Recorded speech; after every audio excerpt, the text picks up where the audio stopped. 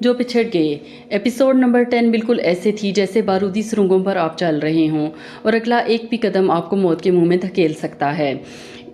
شروع میں ہی ہم نے دیکھا کہ کیپٹن فاروق اپنے اسائن کردہ ٹاسک جو کہ انہیں لاسٹ میٹنگ میں اسائن ہوا تھا کہ انہوں نے پاکستانی فیملیز کو بچانا تھا جن کی حفاظت پر مامور تھے 250 بنگالی، ان 250 بنگالیوں کا صفایا کرنا تھا، تو وہ اپنے ٹاسک کو انجام دینے کے لیے اپنے مقررہ وقت پر مقررہ جگہ پر پہنچ جاتے ہیں۔ پھونک پھونک کر قدم رکھتے ہوئے اندھیری رات میں وہ دھیرے دھیرے اپنے ٹارگٹ کی طرف بڑھتے ہیں۔ وہ اس وقت تنہا تھے اور ان کے ساتھیوں نے انہیں لیٹر آن جوائن کرنا تھا۔ بالآخر وہ اپنے ٹارگٹ پر پہنچنے میں کامیاب ہو جاتے ہیں اور وہاں پر پہنچ کر وہ ان فوجیوں کو دیکھتے ہیں کہ وہ اپنے ہتھیار تیز کر رہے تھے کیونکہ انہوں نے 1 گھنٹے کے بعد حملے کی پوری پلاننگ کی ہوئی تھی، بچرنگ کرنی تھی انہوں نے پاکستانی آفیسرز کی فیملیز کی۔ تو ایسے میں کیپٹن فاروق انہیں جا کے کہتے ہیں کہ ہتھیار ڈال دو، اور بہت ہی تھرلنگ تھا سارا جس طرح وہ گارڈز کو ختم کرتے ہوئے راستے سے اور پہنچتے ہیں، اور بنگالی کیپٹن فاروق سے ڈر رہے تھے، کیپٹن فاروق ان سے ڈر رہے تھے۔ موت کا ایک خوف تھا جو ہر طرف جاری تھا۔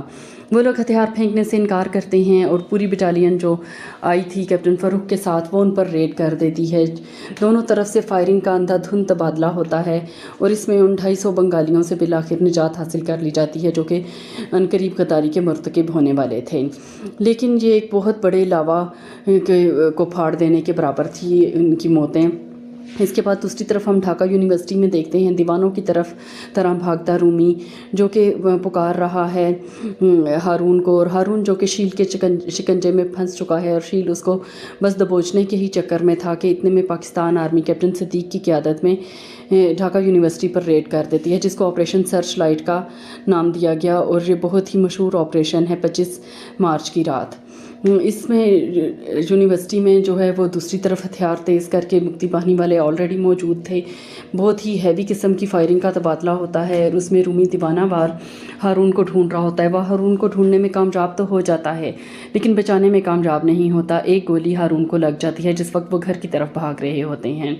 رومی کی جو چچی ہیں اور ان گھر والوں کو پتہ چل چکا ہے کہ یونیورسٹی پہ ریڈ ہو چکا ہے اور ہارون اس وقت یونیورسٹی میں ہے۔ لاسٹ ایپیسوڈ میں ہم آپ کو بتا چکے ہیں کہ ہارون جو اپنی والدہ سے مل کر گیا تھا وہ اس کا آخری حق تھا، وہ دوبارہ نہیں مل سکے گا۔ اور نیکسٹ ایپیسوڈ میں سونیا کے گھر پر مکتی باہنی والی حملہ کر کے سونیا کے والد اور والدہ کا بھی کام تمام کر دے گے۔ ہاں، سونیا بچ جائے گی اور سونیا کے بارے میں ہم آپ کو آلریڈی بتا چکے ہیں کہ شاید اس کی جان بچ جائے، لیکن وہ آخری دفعہ کیپٹن فاروق سے نیکسٹ ایپیسوڈ میں ملے گی اور یہ دونوں ایک دوسرے کو بہت ہی بھاری دل کے ساتھ الوداع کہتے نظر آتے ہیں کیونکہ اگلے مشن پر کیپٹن فاروق اس سے نیکسٹ ڈے جانے والے ہوں گے، اور وہ مشن کیپٹن فاروق کا بھی ہوپ فلی لاسٹ مشن ثابت ہوگا۔ اس کے بعد وہ گرفتار ہو جائیں گے اور انڈیا کی جیل میں ان کو اگلے 4 سال گزارنے پڑیں گے۔ تو یہ ایپیسوڈ جو ہے خون سے بھری ہوئی ایپیسوڈ تھی، اور اس میں جو ہے وہ اب جس طرح یونیورسٹی پر ریڈ ہوا تو بہت سے ایسے لوگ جس طرح ہارون جیسے لوگ جن کا پالیٹکس سے کوئی تعلق نہیں تھا انہیں بھی موت کا سامنا کرنا پڑا۔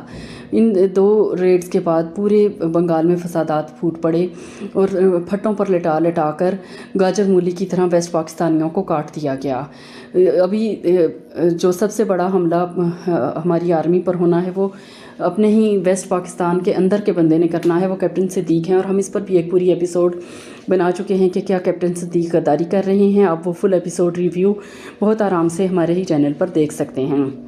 غازی پور فیکٹری پر بھی ہم غازی پور فیکٹری میسیکر کے نام سے ایک پوری ایپیسوڈ بنا چکے ہیں، اور ہم نے آپ کو بتایا تھا کہ گاجر مولی کی طرح جہاں پورے ویسٹ پاکستان والوں کو جو ہے وہ فیکٹری کے اندر بند کر کے کاٹ دیا جائے گا، تو بالکل ایسا ہی ہوا۔ کیپٹن صلاح الدین نے اپنی آخری کوشش کی اور ابھی وہ مذاکرات کرنے کی کوشش ہی کر رہے تھے اس جاہل انسان سے جو مکتی باہنی والوں کا یہاں پر لیڈر تعینات تھا، کہ اتنے میں ایک ویسٹ پاکستانی کو انہوں نے دیکھا کہ وہ لوگ ذبح کرنے کے لیے کمرے میں لے کے جا رہے ہیں۔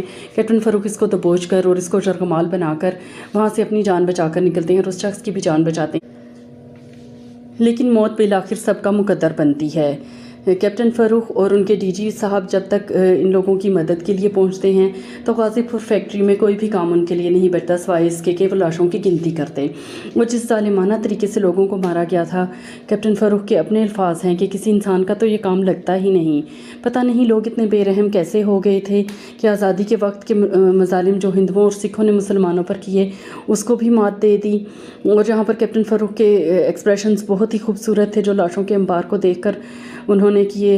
اور ڈی جی صاحب بھی بہت ہی اینگزائٹی کا شکار تھے اس وقت. وہ سگریٹ پہ سگریٹ پھونک رہے تھے اور اگلے کئی دن لاشوں کو گننے میں ہی لگ گئے. لیکن اب ان سب پر بھاری ہے کیپٹن صدیق کی غداری، جو کہ ڈھاکہ کینٹ کو یرغمال بنوائیں گے اور اپنے ہی دوستوں کو مروائیں گے صرف اور صرف اپنی فیملی کو سیو کرنے کے لیے.